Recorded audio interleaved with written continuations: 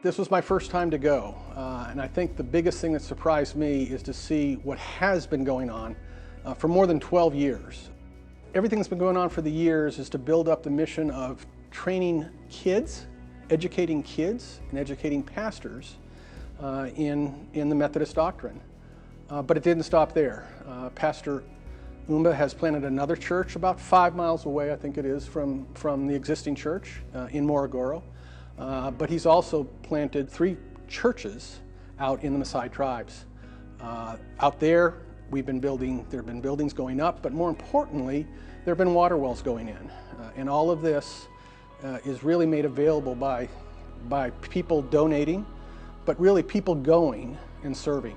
I started going in 2010, and to come back in 2019 and see what I saw in 2010 was barely the foundation of a church building, and 1 classroom that was formerly the sanctuary, and another classroom being built, to 12 classrooms and 2 libraries and a pastor's school and a daycare, etc. It is amazing, the exponential growth. This isn't just this infrastructure mission, it's growing the future for Africa and Morogoro.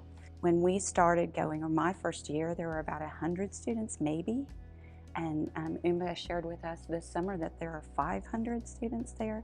It wouldn't be done without the impact of the people of New Covenant who send money and send prayers and send people. When I went the first time, I really felt like God was placing that call on my heart to go, and I didn't have any idea what I was getting into, as most people wouldn't. And I just remember falling in love with the people and developing that relationship with them. And one of the things that I had missed on other mission trips that I'd been on, those places I'd go to one time and never went back and saw the people again. The very first trip, when we were leaving, we told them that we would come back. And they were all like, yeah.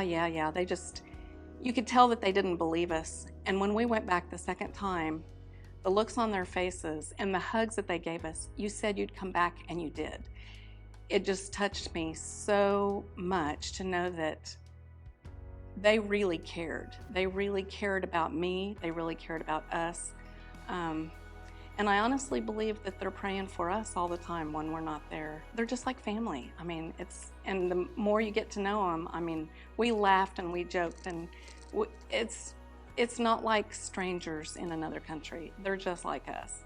In my Bible study this morning, we're studying 2 Corinthians, and Paul was talking to the church of Corinth and telling them that they needed to be more giving to the church of Jerusalem as the Macedonians were, because the Macedonians were a very poor church, and they were giving and they were receiving so much spiritually. And so Paul was telling the Corinthians that they needed to do the same so that the Jerusalem church would bless them spiritually.